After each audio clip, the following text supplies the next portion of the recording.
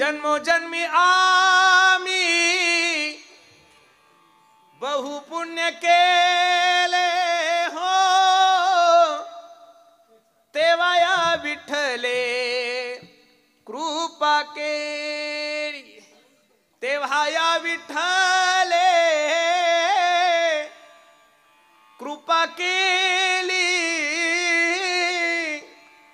तेव्हा या विठ्ठले कृपा केली।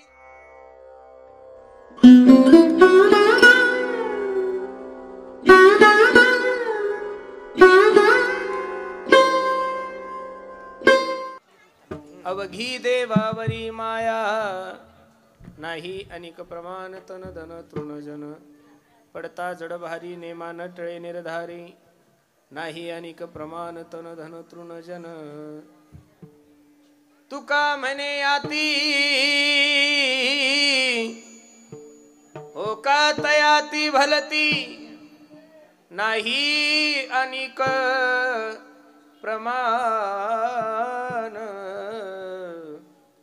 तन धन तृणजन। महायोग पीठे तटे भीमरथ्यामरं पुंडरीकाय धातुं मुनीन्द्रैः, समागत्य तिष्ठन्तमानन्दकन्दं परब्रह्मलिङ्गं भजे पांडुरंगं। पांडुरंगा करू प्रथम नमन दुसरे चरण संताचिया, त्यांच्या कृपादाने कथेचा विस्तारू बाबाजी सद्गुरुदास तुका। अलंकापुरी रम्य सिंहासनस्थं पदांभोज तेजस्फुर्ति प्रदेशं, विधीन्द्रादिदेवे सदास्तु यमानं समाधिस्थमूर्तिं भजे ज्ञानदेवं।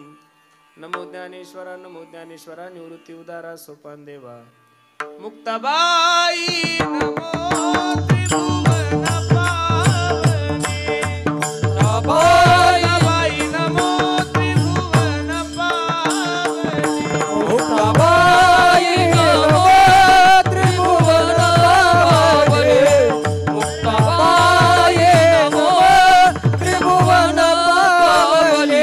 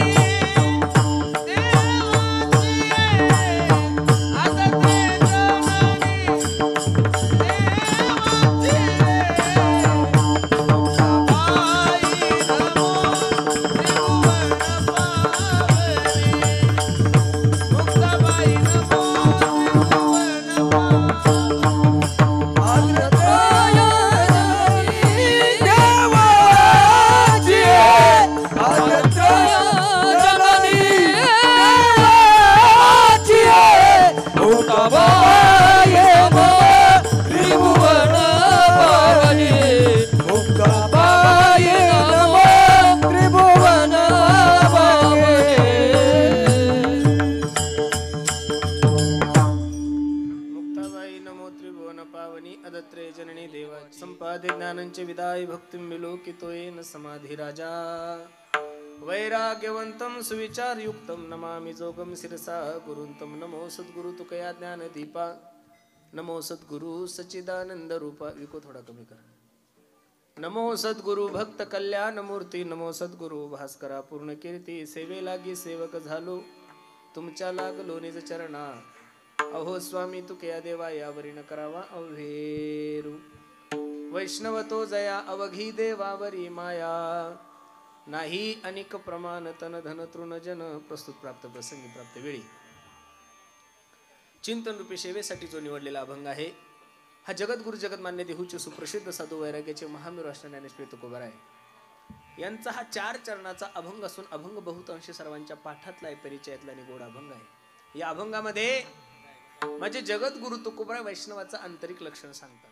अभंगावर काही चिंतन करण्यापूर्वी, अभंगाचा प्रतिपाद्य विषय तुम्हा सर्व मायबापासमोर ठेवण्यापूर्वी थोडासा परिहार द्यायचा, तो असा भव्य दिव्य स्वरूपाचा चालू असलेला आपला हा नाम जप यज्ञ सोहळा, त्यामध्ये दुग्ध शर्करा योग म्हणजे ज्ञानेश्वरी कथा पारायण आणि त्यामधील ही आजची 4थ्या दिवसाची सेवा सर्व ग्रामस्थांच्या वतीने माझ्याकडे आलेली आहे.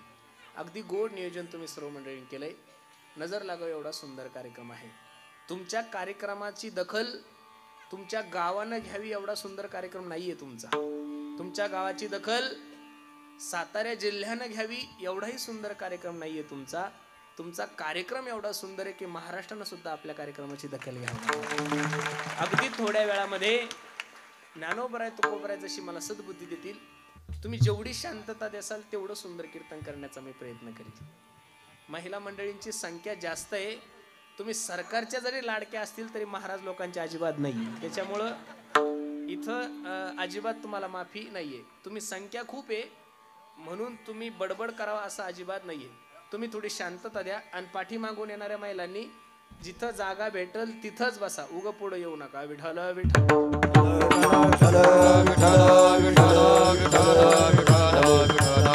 आपण सर्व पुण्यवान मंडळी आहोत की परमार्थातला ठेवा तुमच्याही जीवनामध्ये प्राप्त झाला आणि माझ्याही जीवनामध्ये प्राप्त झालाय. भागवतामध्ये एक श्लोक खूप गोड आहे, थोडं लक्ष द्या. भाग्योदयन बहुजन्म समर्जितेन सतसंग मंच लभते पुरुषो यदावय अज्ञान हेतु कृत मोहमदांधकार नाशम विदाय हि तदोदयते विवेकः. या अभंगाचा भाव असा आहे, या श्लोकाचा भाव असा आहे, काहीतरी पूर्वजन्मीचं पुण्य असल्याशिवाय, काहीतरी पूर्वजन्मीचा ठेवा असल्याशिवाय माणसाच्या जीवनामध्ये कीर्तन भागवताची आवड कशी निर्माण होईल? शक्यच नाहीये. ज्ञानोबराय सांगतात बहुत सुकृताची जोडी म्हणून विठ्ठली आवडी. दुसरं एक प्रमाण घ्या. तुका म्हणे होता ठेवा तो या भावा सापडला. काही साधक नामदेवरायकडे गेले. नामदेवराय, जगाचा मालक तुमच्या सोबत बोलतोय. नामदेवराय, जगाचा मालक तुमच्या हाताने नैवेद्य खातोय, जगाचा मालक तुमच्या हाताने दूध पितोय. काय केले याच्यासाठी तुम्ही? नामदेवरायने किती गोड भाव ठेवलाय पहा. मागे बहुत जन्मी हेची करीत आलो आम्ही, अनेक जन्मापासून हे करत आलो, तेव्हा कुठे या पुण्याचा ठेवा माझ्या जीवनामध्ये प्राप्त झाला. किती गोड प्रमाणे पहा. जन्मोजन्मी आम्ही बहु पुण्य केले हो,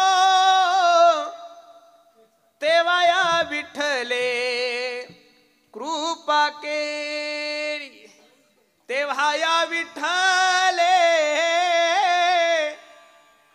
कृपा केली, तेव्हा या विठ्ठले कृपा केली. अहो, काहीतरी पूर्वजन्मीचं पुण्य असल्याशिवाय माणसाला परमार्थाविषयी अंतःकरणामध्ये आवड निर्माण होणं शक्य नाहीये. आपण सर्व बसलेले म्हणजे आई बहिणी, जेवढे वडीलधारी मंडळी, आपण पुण्यवान आहोत. काहीतरी पूर्वजन्मीचा ठेवा आहे तुमचा आणि माझा, म्हणून ज्ञानेश्वरी पारायण तुम्हाला आणि मला करायला मिळतंय, कीर्तन ऐकायला मिळतं, हरिपाठ करायला मिळतोय. आपण भाग्यवान आहोत. आणि तुम्हा सर्व मायबापांची सेवा करण्यासाठी निवडलेला अभंग मी जगद्गुरु तुकोबरायचा आहे. 4 चरणाचा आहे. या अभंगामध्ये माझे जगद्गुरु तुकोबराय वैष्णवाचं आंतरिक लक्षण सांगतात. शास्त्रामध्ये वैष्णवाचे 4 प्रकार आहे. थोडं लक्ष द्या कीर्तनाकडे. शास्त्रामध्ये वैष्णवाचे 4 प्रकार आहे. अधम, अधम, अधम, मध्यम आणि चौथा उत्तम. 4ही वैष्णव मी तुमच्या समोर ठेवणार आहे. पहिला जो वैष्णव आहे तो अधम. तो कधीच देवाचं चिंतन करत नाही म्हणून त्याला अधम म्हणलेलं आहे. त्याला तुमच्या आणि माझ्या भाषेत नास्तिक म्हणलं तर काही वावगस होणार नाहीये. आज एवढं गोड नियोजन तुम्ही सर्व मंडळींनी केलेलं आहे, बरोबर आहे का नाही? तरी सुद्धा काही लोक इकडे येऊन पाहत नाही. त्यांना काय म्हणायचं? अधम. अधम माणसाचं वर्णन करत असताना भागवताने एक श्लोक खर्च केलाय, किती गोड आहे पहा. नास्तिक माणसाचं वर्णन करत असताना, अधम माणसाचं वर्णन करत असताना शुकाचार्य भगवान राजा परीक्षितीला भागवतामध्ये वेन राजाचं चरित्र सांगतात. पहा लक्ष देऊन. यदा वेदेषु देवेषु गोषु प्रेषु साधुषु धर्मीमय विद्वेषु सवा अशु विनश्यति. जो वेदाला मानत नाहीये, जो गाईला मानत नाही, जो धर्माला मानत नाही, त्याला काय म्हणतात? नास्तिक म्हणतात. बरोबर आहे का नाही? जो देवाला मानत नाही त्याला काय म्हणायचं? नास्तिक. जो धर्माला मानत नाही त्याला काय म्हणायचं? नास्तिक. जो शास्त्राला मानत नाही त्याला काय म्हणायचं? नास्तिक. आणि जो गाईला मानत नाही त्याला काय म्हणायचं? नास्तिक. वेण राजाचं चरित्र सांगत असताना शुकाचार्य राजा परीक्षितीला सांगतात, राजा ऐक, यदा वेदेषु देवेषु गोषु विप्रेषु साधुषु धर्मीमय विद्वेषु सवा अशु विनश्यति. जो वेदाला मानत नाहीये, जो शास्त्राला मानत नाही, जो साधूला मानत नाही, जो संताला मानत नाही, त्याला नास्तिक म्हणायचं. आधम माणसाचं जास्त वर्णन करायचं नाही. त्याच्यापेक्षा एक बरं आहे, आधम. आधम काही लोक 7 दिवस नाही कीर्तनालेत, पण काल्याच्या दिवशी कमीत कमी महाप्रसादाला तरी येतात. मग आता जो बिचारा येतच नाही त्याच्यापेक्षा हा कसा आहे? थोडा बरा आहे. काही लोक म्हणतात बाबा जाऊ द्या, ह्यो माणूस सप्त्यालाच नाही आला, पण कमीत कमी काल्याच्या कीर्तनाला प्रसाद घ्यायला आला. मग जो येतच नाही त्याच्यापेक्षा हा कसा आहे? बरा आहे. बरोबर आहे का नाही? जो दररोज येतोय त्याच्यापेक्षा कमी, पण जो कधीच येत नाही त्याच्यापेक्षा कसा आहे, बरा आहे. नाही जरी कळलं तरी माना हलवत चला, पुढे चालायचं आपलं, बरोबर आहे की नाही. ऐका, अकबर बादशाने बिरबलाला प्रश्न केला. किती गोड प्रश्न आहे पहा. अकबर बादशाने बिरबलाला प्रश्न केला, बिरबल कितवी शिकलाय रे तुझा मुलगा? बिरबलाने जे उत्तर दिलं ते ऐकण्यासारखं आहे. Rajesaheb, something is better than nothing. नाही कळलं ना तरी हा माना हलवा. जे भरपूर काही शिकलेले त्यांच्यापेक्षा माझा मुलगा थोडा कमी शिकलेला आहे, आणि जे काहीच शिकले नाही त्यांच्यापेक्षा हा, जे कधीच मंदिरात येत नाही त्याच्यापेक्षा आदम आदम थोडा बरा आहे. तो कमीत कमी जेवायला तर येतो ना, मग त्याच्यापेक्षा. तिसरा जो वैष्णव आहे तो मध्यम वैष्णव आहे. त्या मध्यम वैष्णवाचं वर्णन करत असताना शास्त्रकार सांगतात, तो स्वतः तर देवाचं चिंतन करतो, पण त्याच्या सहवासामध्ये येणाऱ्या प्रत्येक जीवाला देवाचं भजन करण्यासाठी प्रवृत्त करतो. नाशिकला एक संन्यासी महाराज होऊन गेले, त्यांचं जीवन चरित्र वाचलं मी. त्या संन्यासी महाराजांच्या आश्रमाजवळ एक जिल्हा परिषदची शाळा होती. दुपारची शाळा सुटली की मुलं आश्रमामध्ये जायचे, त्या साधू महाराजाकडे पाहायचे, म्हणायचे ओय. ते साधू महाराज त्या पोरांना म्हणायचे, हे पोरांनो इकडे या. आता त्या बाबांनी त्या पोरांना बोलवल्यानंतर ते पोर बाबाकडे जायचे, आणि ते बाबा काय द्यायचे त्यांना, चॉकलेट द्यायचे, गोळ्या द्यायचे, 10 पैसे द्यायचे, 20 पैसे द्यायचे, आणि त्या पोरांना सारायचे, हे पोरांनो एक काम करा. पोर म्हणायचे, काय बाबा? मला फक्त राम राम म्हणून चिडवा. काय म्हणायचे? राम राम म्हणून चिडवा. आता पोरांना दुपारची शाळा सुटली, काही काम नसायचं, पोरं आश्रमात जायचे, चॉकलेट खायचे, त्या म्हाताऱ्याकडे पण म्हणायचे, ए राम आला रे, ए राम आलाय रे. मुलं पुढं पळायचे, आणि साधू महाराज त्या मुलांच्या पाठीमागं पळायचे. पण साधू महाराज त्या मुलांच्या पाठीमागं पळत असताना साधू महाराजांच्या डोळ्यामधून आनंद अश्रू यायचे. तो साधू विचार करायचा, अरे जरी हे मुलं मला चिडवत असेल, जरी हे मुलं मला त्रास देत असेल, तरी पण मी यांच्या मुखातून काय करून घेतोय? भगवंताचं नामस्मरण. कळलंय ना तुम्हाला? काय करून घेतोय? नामस्मरण. त्याला मध्यम वैष्णव म्हणतात. तुकोबरायचा अभंग किती गोडे पहा. सेवितो हरस वाटितो अनेका, सेवितो हरस वाटितो अनेका, सेवितो हरस वाटितो अनेका, सेवितो हरस वाटितो अनेका, सेवितो हरस वाटितो अनेका, सेवितो हरस वाटितो अनेका, सेवितो हरस वाटितो अनेका, सेवितो हरस वाटितो अनेका. हरे होऊ नका प्राण भरी, हरे होऊ नका प्राण भरी,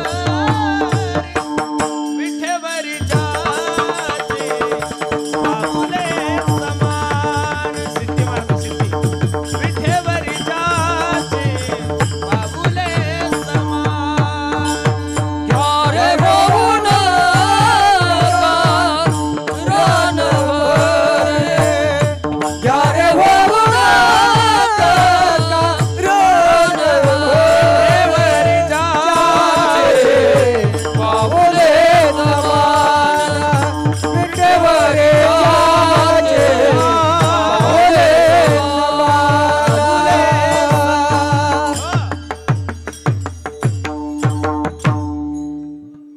सेवितो हा रस वाटेतो अनेका, घ्या रे होऊ नका रान भरी. मध्यम वैष्णवाचं वर्णन करत असताना शास्त्रकार सांगतात, ते स्वतःही देवाचं चिंतन करतात, आणि त्यांच्या सहवासामध्ये येणाऱ्या प्रत्येक जीवाला देवाचं भजन करण्यासाठी काय करतात? प्रवृत्त करतात. 3 प्रकारचे वैष्णव मी तुमच्या समोर ठेवले. अधम, अधम अधम, आणि तिसरा मध्यम. चौथा जो वैष्णव आहे तो उत्तम वैष्णव आहे. उत्तम वैष्णवाचं वर्णन करत असताना किती गोड माझे शास्त्रकार वर्णन करतात. अरे उत्तम वैष्णवाच्या सहवासामध्ये येणाऱ्या सजीव गोष्टी देवाचं चिंतन नाही करत गड्यानो. उत्तम वैष्णवाच्या सहवासामध्ये येणाऱ्या सजीव गोष्टी देवाचं चिंतन नाही करत. उत्तम वैष्णवाच्या सहवासामध्ये येणाऱ्या निर्जीव वस्तू सुद्धा देवाचं भजन करतात. रामायणामध्ये एक ओवी किती गोड आहे पहा. निमिषार्थ तुटील वक्षण, जेन सोडिती हरिचरण, ते वैष्णवा माझी अग्रगण्य, राया ते जान उत्तम उत्तम भक्त निमिषार्थ तुटील वक्षण जे न सोडिती हरिचन ते वैष्णवा माझे अग्रगण्य राया ते जाण उत्तम भक्त. हनुमंतराया सीता शोधण्यासाठी चालले. थोडी लक्ष द्या, फक्त थोडी शांतता द्या तुम्ही सर्व मंडळी. हनुमंतराया सीता शोधण्यासाठी चालल्यानंतर प्रभू रामचंद्रासमोर हात जोडले. प्रभू, रावणाच्या 80,000 बायका आहे, अनेक राक्षसांच्या अनेक पत्न्या, मी माझ्या आई साहेबाला कसं ओळखायचं?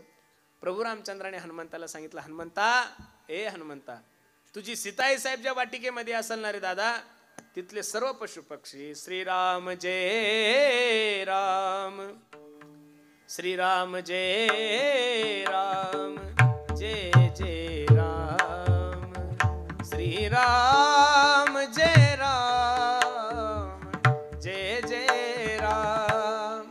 हे हनुमंता, तुझी सीताई साहेब ज्या वाटिकेमध्ये असेल ना रे दादा, तिथले पशु पक्षी देवाचं चिंतन करत असतील 1, तिथले राक्षस देवाचं चिंतन करत असतील 2. याच्या पुढे सांगू हनुमंता, तुझी सीताई साहेब ज्या झाडाखाली बसलेली त्या झाडाची पालवी सुद्धा प्रभू रामचंद्राचा ध्वनी घेत असेल. याच्याही पुढे जाऊन सांगू हनुमंता, तुझी सीताई साहेब ज्या वाटिकेमध्ये असेल ना रे, तिकडे येणारी हवा सुद्धा प्रभू रामचंद्राचा ध्वनी घेऊन येत असेल. किती गोड प्रमाण माझ्या नामदेवा तुकोबरायचे पहा.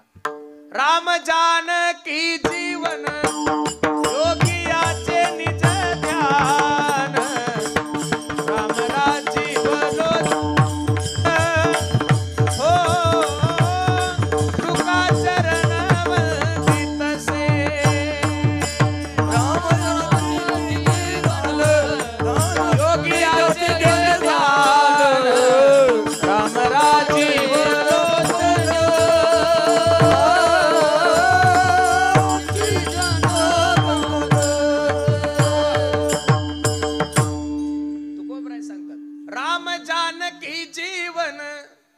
योगियाचे निज ध्यान, राम राजीव लोचन तुका चरण वंदित से.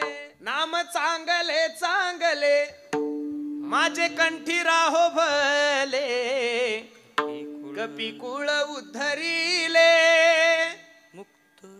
मुक्त केले राक्षसा. उत्तम वैष्णवाचं वर्णन करत असताना शास्त्रकार सांगतात, बाबा त्यांच्या सहवासामध्ये येणाऱ्या सजीव गोष्टी देवाचं चिंतन करतात, यात नवल नाहीये. उत्तम वैष्णवाच्या सहवासामध्ये येणाऱ्या निर्जीव वस्तू सुद्धा देवाचं चिंतन करतात. मंगळवेळेची भिंत कोसळीये. पांडुरंग परमात्म्याने नामदेवाला सांगितलं, ए नामा. धावत पळत माझे नामदेव पांडुरंगाकडे गेले. पांडुरंगा काय झालं ओरडण्यासाठी? काय नाही रे नामा, मंगळ वेळेची भिंत कोसळी आणि माझा चोखोबराय मरण पावला रे, जा त्याची अस्थी घेऊन ये. पांडुरंग परमात्म्या समोर नामदेवाने हात जोडले. ओ देवा ऐका ना, 1000 लोक मेले त्या भीती खाली दडून, हो मी चोखोबरायची अस्थी कशी ओळखायची? पांडुरंगाच्या डोळ्याला धारा लागल्या. पांडुरंग परमात्मा ढसा ढसा रडायला लागला आणि नामदेवाला सांगतात, नामा अस्थी उचल आणि कानाला लाव. ज्या अस्थीमधून श्री विठ्ठल ध्वनी येईल ना रे, ती माझ्या चोखोबरायची अस्थी. 33 वर्ष झाले तुम्ही सप्ताह ऐकतायत. किती? 33वे वर्ष आहे ना, बरोबर आहे का नाही? 33 गुणिले 8 किती महाराज लोक मातीत घातले आतापर्यंत, विचार करा तुम्ही, बरोबर आहे का नाही? मला एवढंच सांगायचं, मेल्यानंतर ज्या लोकांच्या हाडामधून विठ्ठल विठ्ठल ध्वनी येत असेल त्या लोकांनी जिवंतपणे किती भजन केलं हे फक्त तुम्ही आणि मी कीर्तनात ऐकायचं, प्रॅक्टिकली करून पाहायचं. कीर्तनात बसल्या बसल्या आपले थोबाड विठ्ठल विठ्ठल म्हणत नाही, हाडं कधी म्हणतील? आपल्यातला जर एखादा सद्ग्रस्त मेला आणि त्याचा हाडूक उचललं कानाला लावलं तर शांताबाई आवाज येण्याची दाट शक्यता आहे. काही हाडाने एवढी देशी पेले की हाडातून सुद्धा देशीचा वास येऊ शकतो महाराज, बरोबर आहे का नाही? त्याच्यामुळे तुमचा माझा विषयच चालू नाही. हा विषय कोणाचा चालू आहे? उत्तम वैष्णवाचा.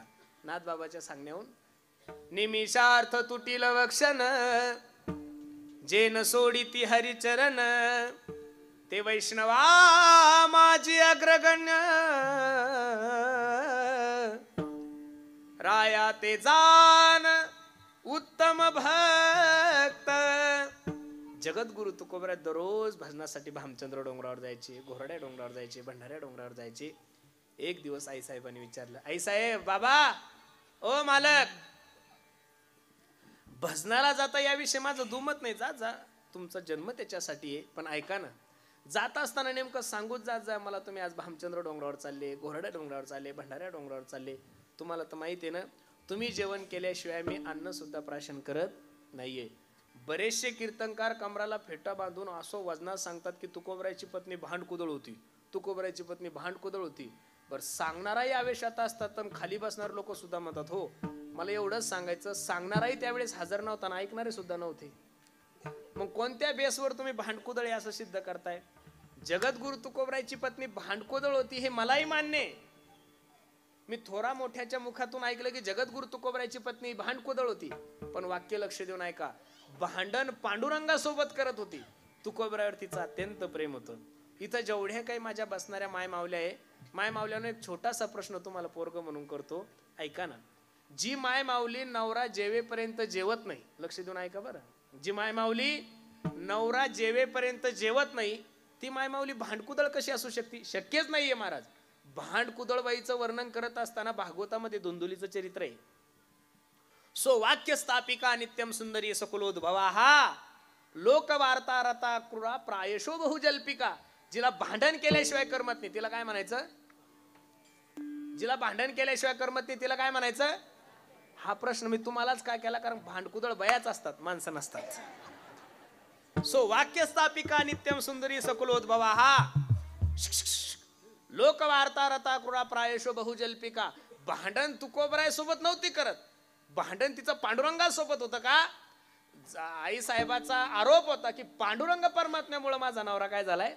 बिघडला. महाराज, लोकांची धारणा चुकीची झाली. आज एवढा मोठा सप्ताह चालू आहे, एखादं पोरग जर हरिपाठाला आलं, टाळ घेऊन जर नाचायला लागलं तर काही काही नास्तिक लोक म्हणतात आमचं पोरग का महाराज होतं का, मग का ते तमासगीर झालं पाहिजे का? नेमकं ही धारणा आहे लोकांची. अजिबात नाही. एक सांगू तुम्हाला, लोकांना महाराज लोकांच्या गाड्या आवडतात, लोकांना महाराज लोकांचा पैसा आवडतो, नाव आवडतं, सगळं काही आवडतं, पण लोकांना आपले मुलं महाराज झालेले आवडत नाही. छत्रपती जन्माला आला पाहिजे प्रत्येकाचीच इच्छा आहे, पण तो तुमच्या घरात नको. कोणाच्या घरात? दुसऱ्याच्या घरात. लक्ष देऊन ऐका. आई साहेबांनी असं विचारल्यानंतर तुकोबराय सांगतात, अगं आवले, प्रेमानं आवले म्हणायचे. मी ज्यावेळेस भजनासाठी जातो त्यावेळेस ठरवून जात नाही ग. भामचंद्र डोंगरावर जायचं, घोरड्या डोंगरावर जायचं, भंडाऱ्या डोंगरावर जायचं, माझे पाय मला जिकडे घेऊन जातात ना आवले, मी त्या मार्गाने जातो. मग बाबा मी ओळखायचं कसं तुम्ही कोणत्या डोंगरावर गेले? तुकोबरायचा अधिकार सांगतोय, उत्तम वैष्णवाचे लक्षणं सांगतोय. तुकोबराय सांगतात, आवले, मी ज्या रस्त्याने भजनाला गेलो असल त्या रस्त्याची माती उचलायची आणि कानाला लावायची. त्या मातीमधून जर श्री विठ्ठल श्री विठ्ठल श्री विठ्ठल ध्वनी आला ना, असं समजायचं मी त्या रस्त्याने गेलो. संपलं माझं उदाहरण. मला एवढंच सांगायचं तुम्हाला, चोखोबरायची आस्ती सुद्धा विठ्ठल विठ्ठल म्हणत होती. जनाबाईचे सजीव हात ज्या निर्जीव गौऱ्यांना लागल्या त्या गौऱ्या सुद्धा विठ्ठल विठ्ठल म्हणत होत्या. तुकोबरायचे सजीव पाय ज्या निर्जीव जमिनीला लागती ती जमीन सुद्धा विठ्ठल विठ्ठल म्हणते. म्हणून उत्तम वैष्णवाचं वर्णन करत असताना महाराज सांगतात, उत्तम वैष्णवाच्या सहवासामध्ये येणाऱ्या सजीव गोष्टी देवाचं चिंतन करतात, नवल नाहीये. उत्तम वैष्णवाच्या सहवासामध्ये येणाऱ्या निर्जीव वस्तू सुद्धा देवाचं चिंतन करतात. 4 प्रकारचे वैष्णव मी तुम्हाला सांगितले, अधम, अधम अधम मध्यम आणि चौथा उत्तम. वैष्णवाचे 2 लक्षण आहे, एक बाह्य लक्षण आणि दुसरं आंतरिक लक्षण आहे.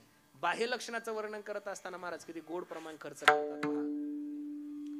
ऊर्ध्वपुंड्र भाळ कंठी शोभे माळ, ऊर्ध्वपुंड्र भाळ कंठी शोभे माळ, ऊर्ध्वपुंड्र भाळ कंठी शोभे माळ, ऊर्ध्वपुंड्र भाळ कंठी शोभे माळ, ऊर्ध्वपुंड्र भाळ कंठी शोभे माळ, ऊर्ध्वपुंड्र भाळ कंठी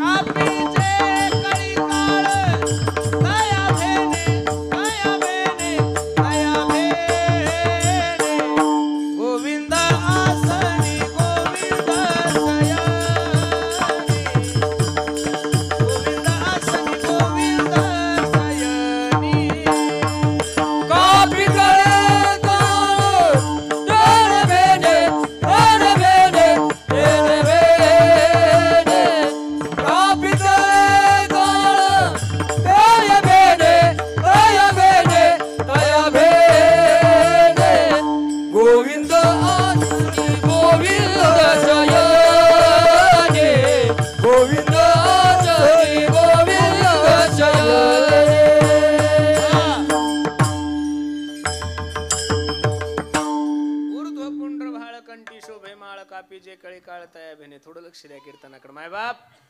ज्याच्या कपाळाला गोपीचंदन टिळा आहे, ज्याच्या गळ्यामध्ये पवित्र तुळशी माळ आहे, त्याला वैष्णव म्हणा. लक्ष देऊन ऐका, तुकोबराय सांगतात.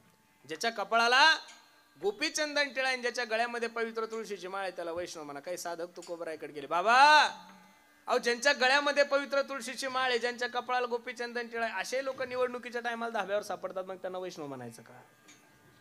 परमार्थातलं कोणतंही लक्षण बाह्य नाही बरं माझी. तुम्ही सर्व परमार्थ करणाऱ्या मंडळीला विनंती आहे, तुम्ही गंधावर आणि माळीवर आणि कीर्तनावर आणि लयच गोड आवाज आहे याच्यावर महाराज ठरवायचा नाही, याच्यावर वैष्णव ठरवायचा. तुम्ही कोणत्याही महाराज लोकांच्या नादी लागता आणि त्यांना काही लफडे केले की लोक डायरेक्ट म्हणतात महाराज लोक बिघडले. महाराज लोक बिघडलेले नाही, तुमचं पाप आहे, तुम्ही बिघडलेल्या महाराज लोकांच्या नादी लागले. तुम्हाला कोण सांगितलं होतं आमच्यासारख्या महाराज लोकांच्या नादी लागा? अजिबात नाहीये. तुम्हाला जर असं वाटत असेल तुमचा विश्वासघात होऊ नये तर लिहून ठेवा, माझं वाक्य खूप महत्वाचं आहे. तुम्हाला जर असं वाटतंय तुमचा विश्वासघात होऊ नये तर महाराष्ट्रातल्या जनतेने फक्त ज्ञानोबराय तुकोबरायवरच विश्वास ठेवायचा, कीर्तनकारावर ठेवायचा नाहीये. तुम्ही एखाद्याचं गायन ऐकून त्याच्यावर प्रभावी होता, त्या येड्यानं काही लपड केलं लोक तुला कोणा सांगितलं त्या शान? अजिबात नाहीये. कीर्तनकार कीर्तन जरी करत असेल तर तो एक मनुष्य आहे. विश्वास ठेवण्यासाठी ज्ञानोबराय, विश्वास ठेवण्यासाठी तुकोबराय आहे, विश्वास ठेवण्यासाठी नाथ बाबा आहे. तुमचं काय झालेलं आहे, ज्याची दाढी मोठी तो सगळ्यात मोठा बाबा. दाढीवर थोडा बाबा ठरवणार तुम्ही. अस्वलाला सुद्धा हातात केस असतात, मग त्याला साधू म्हणणार आहे का? अजिबात नाही. दाढीवर कोण म्हणतो? तुम्ही थोडं युट्यूब चेक करा ना, जेवढे दाढीवाले आत गेले तेवढे बिना दाढीवाले नाही. स्पष्ट बोलतोय तुम्हाला. दाढीवर महाराज ठरवायचा नाही. मग तुम्ही म्हणसाल गाडीवर? अजिबात नाही. तुम्ही म्हणसाल एक कीर्तनकार लय प्रसिद्ध आहे. कोण म्हणतंय तुम्हाला आम्ही प्रसिद्ध आहे?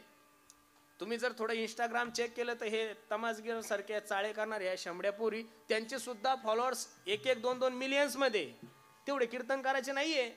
प्रसिद्धीवर कीर्तनकार ठरवायचा नाही, प्रसिद्धीवर वैष्णव ठरवायचा नाही, कीर्तनावर सुद्धा वैष्णव ठरवायचा नाहीये.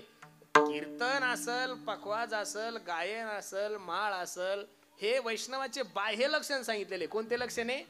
बाह्य लक्षण. मग महाराज तुमच्या आणि माझ्या जीवनातली फजिती जिथं आहे, आपण सर्वात जास्त भाळतो ते कशामुळं? वैष्णवाच्या बाह्य रंग. अजिबात नाही. मी माफी मागून बोलतोय, स्पष्ट बोलतोय. सध्या वातावरण खूप खराब होत चाललंय म्हणून माझी विनंती आहे, 2 तासाचं कीर्तन ऐकून कीर्तनकारावर श्रद्धा ठेवण्यापेक्षा 22 तास तो काय दिवे लावतो हे पाहून त्याच्यावर श्रद्धा ठेवा. तुमच्या जीवनात फजिती. मी कीर्तनकार असून तुम्हाला हे सगळं गोष्टी सांगतो. याचं कारण असं आहे, तुम्ही बाह्य रंगावर जर साधू ठरवसाल, बाह्य रंगावर जर ह्या गोष्टी ठरवसाल तर निश्चित तुमच्या जीवनात फजिती होणार आहे. संप्रदाय हा कीर्तनकारांचा नाहीये. संप्रदाय काल सुद्धा ज्ञानोबराय तुकोबरायचा होता, संप्रदाय आज सुद्धा माझ्या ज्ञानोबराय तुकोबरायचा आहे, आणि संप्रदाय उद्या सुद्धा माझ्या ज्ञानोबराय तुकोबरायचा आहे. आमच्यासारखे हजारो कीर्तनकार येतील सुद्धा, कीर्तनही करतील, मरतील, त्याचा काही परिणाम होणार नाहीये. म्हणून बाह्य रंगावर वैष्णव ठरवायचा नाही. काही साधक तुकोबरायकडे गेले. बाबा वैष्णवाचे 4 प्रकार सांगितले तुम्ही, वैष्णवाचं एक बाह्य लक्षण सुद्धा सांगितलं. मग का हो महाराज, वैष्णवाचं आंतरिक लक्षण काय आहे? असं ज्यावेळेस तुकोबरायला विचारलं त्यावेळेस तुकोबराय सांगतात, वैष्णव तो जया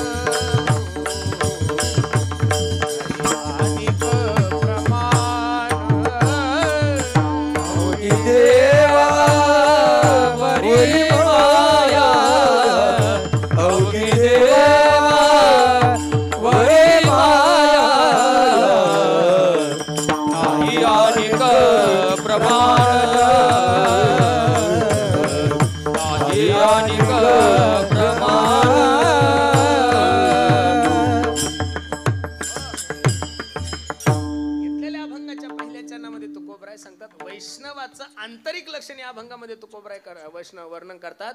वैष्णव तो जया अवघी देवावरी माया. अवघ या शब्दाचा अर्थ आहे संपूर्ण. अवघ या शब्दाचा अर्थ काय? संपूर्ण. संपूर्ण या शब्दाचा अर्थ काय? सर्व. सर्व या शब्दाचा अर्थ काय? सगळं. शब्द जरी वेगळे वेगळे असेल पण अर्थ एकच आहे. देव सोडून ज्याच्या जीवनात दुसरा कोणताही विषय नाही त्याला काय म्हणतात? अवघ. आता आपण जर थोडा विचार करायला गेलो तर अवघ प्रेम मनुष्य देवावर करायला सांगता येत नाही. याचं कारण भगवंताने ही सृष्टी निर्माण करत असताना, भगवंताने हे विश्व निर्माण करत असताना प्रामुख्याने अशा काही गोष्टी निर्माण केलेल्या आहेत की मनुष्य त्याच्यावर जेवढं प्रेम करतो तेवढं कशावरच करत नाही. पहिलं प्रेम करतो मनुष्य माणसाच्या शिरावर. किती प्रेम करता तुम्ही? त्या प्रेमाला काही सीमा आहे? अरे बसलेल्या कोणत्याच माणसाला असं वाटत नाही आपले काळे केस पांढरे वाटतात तुम्हाला? अजिबात नाही.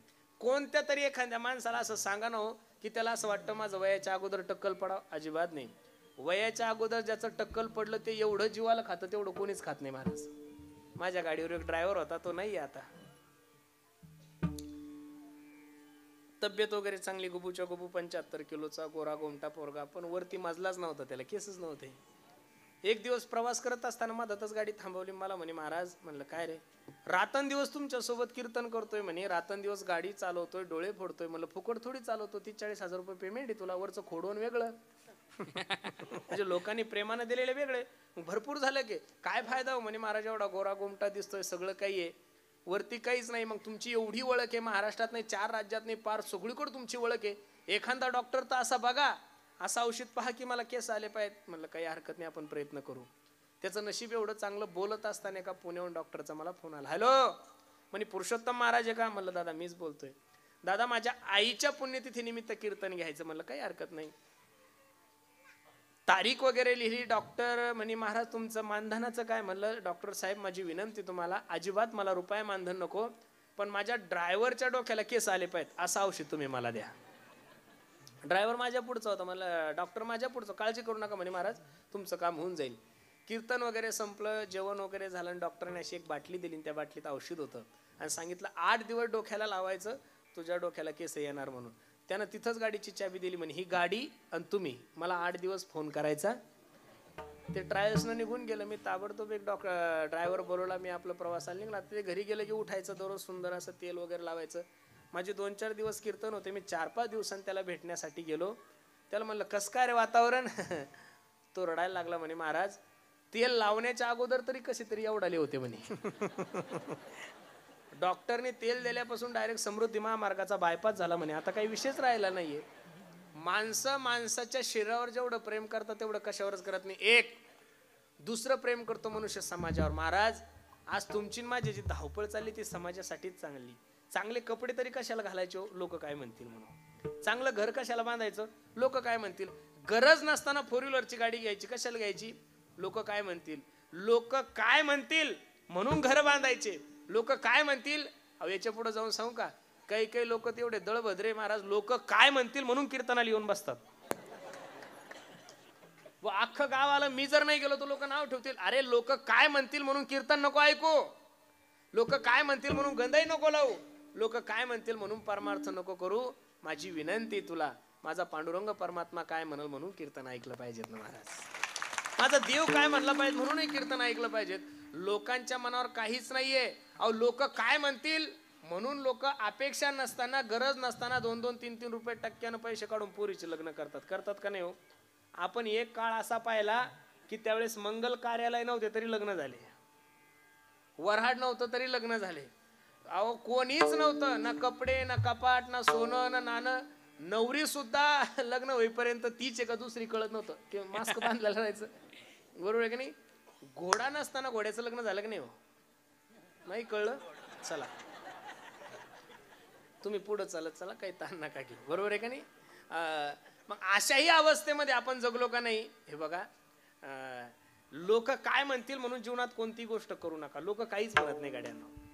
तुम्ही 50 कोटी जरी लग्नाला खर्च केले तर लोक काही तुमचं बॅनर लावणार नाही. आणि तुम्ही नुसतं मंदिरात जाऊन माळा जरी घातल्या तरी लोक काही म्हणणार नाही. लोकांसाठी कर्ज करू नका. तुमचं माझं जीवन फक्त लोकांसाठीच चाललंय. किती कठीण आहे महाराज. कीर्तनकार असतो, एखाद्या वेळेस पाणीपुरी खायची इच्छा होती का नाही? वय आहे ना माझं, मी काय म्हातारा थोडा आहे, वाटणार आहे. मग लोक काय म्हणतील म्हणून चौकात गाडीतून सुद्धा खाली उतरता येत नाही. बरोबर आहे का नाही? लोक काय म्हणतील, लोक काय म्हणतील याचा विचार करायचा नाही. पहिलं प्रेम करतो मनुष्य माणसाच्या शरीरावर, दुसरं प्रेम करतो मनुष्य समाजावर, आणि तिसरं प्रेम मनुष्य पैशावर करतो. कशावर करतो? पैशावर करतो. तुम्ही सर्व धार्मिक मंडळी आहात, रात्रंदिवस शेतामध्ये कष्ट करता. आता तुमचा परिसर तर बहुतांशी MIDC मध्ये गेला म्हणजे तुम्ही सगळे उरलेले बर्बाद झाले, राहिलेले गुंठामंत्री आहे. बरोबर आहे का नाही? ज्यांच्या जमिनी गेले ते लटकते रे नारे, होते तेवढ्या पैशाचे घर बांधले, कोणी गाड्या घेतल्या, कोणी सोनं नाणं केलं. आता काही पैसे राहिले नाही, उरलेले गुंठामंत्री. मग रात्रंदिवस तुम्ही कबाड कष्ट करता, शेती करता, व्यवसाय करता, नोकरी करता. देवासाठी करता का पैशासाठी करता हो या सगळ्या गोष्टी? कशासाठी? हा बोलत चला, लाजू नका. कशासाठी? बर, मी तब्येत बरोबर नसताना सुद्धा एवढ्या लांबून प्रवास करून तुमच्या गावाला कीर्तनाला आलो. देवासाठी का पैशासाठी? बोला बोला, कशासाठी? असं मोकळं बोलत चला. आम्हाला कळू द्या तुमच्याविषयी, आमच्याविषयी तुमच्या मनात किती पाप आहे हे तोंडावाटे बाहेर येऊ द्या. लोक डायरेक्ट म्हणजे महाराज लोकांचं काही सांगितलं की लोकांना अशा गुदगुल्याच होतात. अरे का लोकांच्या डोक्यात महाराज लोकांचा पैसा आहे मला काही कळत नाही. अरे ह्या पुढाऱ्यांचे 5-5 कोटी पकडलेले त्यांनी नुसते सोडून दिले हो, सोडून दिले. काय दिले? हे बघा, तुम्हाला माझी विनंती आहे, संप्रदायाच्या कोणत्याच माणसाकडे पैशाकडे दृष्टी नका पाहत जाऊ. आज मी 500 किलोमीटरहून आलो, मला परत 500 किलोमीटर जायचं. लक्ष देऊन कीर्तन ऐका. कीर्तनकार घेत असेल 40, 50, 10, 20 हजार त्याच्या पद्धतीने, बरोबर आहे का नाही? पण त्या कीर्तनकारानं पैसे घेऊन तुम्हाला दारू पिण्याचं ज्ञान नाही दिलं गड्यांनो. आणि तुकोबरायचा काळ वेगळा आहे. लोकांच्या डोक्यात एकच प्रमाणे देती घेती. अरे मग हे सगळीकडेच लावा ना. फक्त परमार्थाच्या ठिकाणी का लावतात? आता तहसीलदार घेतो, सरपंच घेतो, ग्रामसेवक घेतो, आमदार घेतो, खासदार घेतो, मंत्री घेतो, मुख्यमंत्री घेतो, पण सगळेच खातात. मग त्यांच्याविषयी प्रमाण लावत. हे बघा, कधीतरी आपल्या लोकांकडे सहानुभूतीनं पाहायचं शिका. माझी सर्व वारकरी मंडळीला प्रश्न आहे, ज्ञानोबराय तुकोबरायच्या नंतर, नाथबाबाच्या नंतर, निळोबरायच्या नंतर महाराष्ट्रातल्या एखाद्या वारकऱ्याने कीर्तन केलं, भागवत केलं, रामायण केलं, गायन केलं, पखवाज वाजवला आणि त्यानं 500 एकर जमीन घेतली, एक कीर्तनकाराचं नाव दाखवा तुम्ही मला. हा, एकदा आमदार झाल्यावर तो 2000 कोटीचा मालक झाला, असे नावासहित आमदार सांगतो मी तुम्हाला. एकदा खासदार झाल्यानंतर तो 500 कोटीचा मालक झाला, नावासहित खासदार सांगतो. अरे मग तुम्ही जर छोट्या छोट्या गोष्टीकडे पाहायला लागले, बरं आता तो काळ वेगळा होता, आताचा काळ वेगळा आहे. 500 किलोमीटरहून जर मला तुमच्या गावाला कीर्तन यायचं पायी जर मी निघलो, म्हणजे तुम्ही म्हातारे होस तर मी काही इथं येऊ शकत. म्हणून आपल्या माणसाकडे बघत असताना पैसा हा दृष्टिकोन पाहू नका. दही हंडी फोडायला एक तमासगीर बाई आली तरी ती 10 लाख रुपये घेते. किती घेती? आणि ती काही नाही, फक्त अंग प्रदर्शन करते, नुसते चाळे करते, तरी तुम्ही तिला पैसे देता. एक संप्रदायाचा सेवक, एक गायक असेल, एक वादक असेल, हे सर्व वारकरी मंडळी रात्रंदिवस तुम्हाला चांगल्याच गोष्टी सांगतात. काय सांगतात? चांगल्याच गोष्टी सांगतात. महाराष्ट्रातल्या आतापर्यंत कोणत्याच कीर्तनकाराने तुम्हाला वाईट गोष्ट नाही सांगितली. मग आपल्या माणसाकडे चांगल्या पणानं पाहायला शिका. बरोबर आहे का नाही? कोणीच नाही महाराष्ट्रातला मला एक कीर्तनकार दाखवा ना की तो कोट्याधीश आहे म्हणून, अजिबात नाही. म्हणून या 3 गोष्टीवर माणूस जेवढं प्रेम करतो तेवढं कशावर करत नाही. मग तुकोबारायाने जीवनातल्या ह्या 3ही गोष्टीला, ज्या गोष्टीला तुम्ही प्राधान्य देतोय, समाज प्राधान्य देतोय, या 3ही गोष्टीला माझ्या जगद्गुरु तुकोबारायाने लात मारली. प्रमाण किती गोडे तुकोबारायचं पहा. विषय तो त्यांचा झाला नारायण, विषय तो त्यांचा झाला नारायण, विषय तो त्यांचा झाला नारायण, विषय तो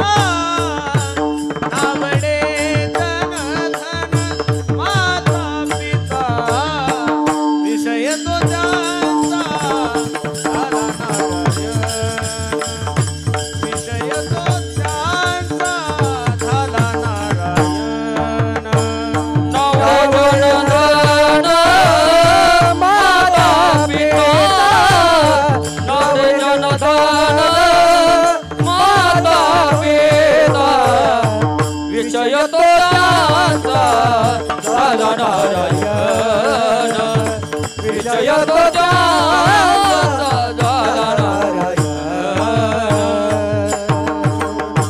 जगद्गुरु तुकोबरायच्या जीवनाचा जर सर्वे केला, जगद्गुरु तुकोबरायच्या जीवनाचा इतिहास पाहिला तर या तिन्ही गोष्टीला जगद्गुरु तुकोबरायने लात मारली. गाथ्यामध्ये जगद्गुरु तुकोबरायचा एक अभंग आहे. यातीशूद्र वैश्य केला व्यवसाय, आधी तो हा देव कुळपूज्य, नये बोलो परी पाळिले वचन, केली याचा प्रश्न तुम्ही संती. या अभंगामध्ये माझ्या जगद्गुरु तुकोबराने स्वतःचा जीवनपट समाजासमोर ठेवला. किती गोड माझ्या तुकोबरायचं जीवन आहे. अरे ज्या महात्म्याची पाटीलकी गेली तरी तो देवाला म्हणतो, देवा बरं झालं हो, बरे झाले देवा, निघाले दिवाळे, बरी या दुष्काळे. आपल्या जीवनात जर थोडं दुःख आलं तरी आपण देवाला शिवाय देतो, देवा अबे काय चुकलं आमचं? अजिबात नाही. तुकोबरायचं जीवन पहा. गावची शावकारकी गेली तरी देवाला म्हणतात बरं झालं, गावची पाटीलकी गेली तरी देवाला बरं झालं. अजून पुढे बोलून सांगू, अरे ज्या महात्म्याची पत्नी अन्न करता मेली तरी तुकोबरायने देवाकडे तक्रार नाही केली. महाराज दुष्काळे आटीला द्रव्य नेला मान, स्त्री एका अन्न करता मेली. ज्या जगद्गुरु तुकोबरायची पत्नी अन्न करता मेली, त्या तुकोबरायच्या जीवनामध्ये शरीराचं दुःख कसं असेल? अजिबात नाहीये. तुकोबरायचं शरीरावरही प्रेम नाही आणि समाजाचा तर विचारच तुकोबरायच्या जीवनामध्ये घेऊ नका. तुकोबरायने त्या काळामध्ये सांगितलं, तुका म्हणे आम्हा एकांताचा वास, ब्रह्मी ब्रह्मरस. परमार्थ करणाऱ्या माणसाने माझ्या काही गोष्टी लक्ष देऊन ऐका. परमार्थ करणाऱ्या माणसाला असं वाटत असं लोक तुमच्यावर प्रेम करतात, हा गोड गैरसमज आहे तुमचा. अरे जो समाज ज्ञानोबरायचा झाला नाही, जो समाज तुकोबरायचा झाला नाही, तो समाज आजकालच्या कीर्तन करायचा कसा होईल? ज्या ज्ञानोबराने ज्ञानेश्वरी दिली, ज्या जगद्गुरु तुकोबराने गाथा दिला, चांगदेव 65 अमृत अनुभव सारखे एवढे गोड ग्रंथ माझ्या माऊलीने दिले, त्या समाजाने ज्ञानोबरायला म्हणावं, ज्ञाना इंद्रायणीचं स्नान करू नको, इंद्रायणी वाटल. अरे इंद्रायणीला सुद्धा पवित्रपण ज्या महात्म्याच्या चरणामुळे होते, त्या महात्म्याला इंद्रायणीचं स्नान करण्याची सुद्धा परवानगी नव्हती.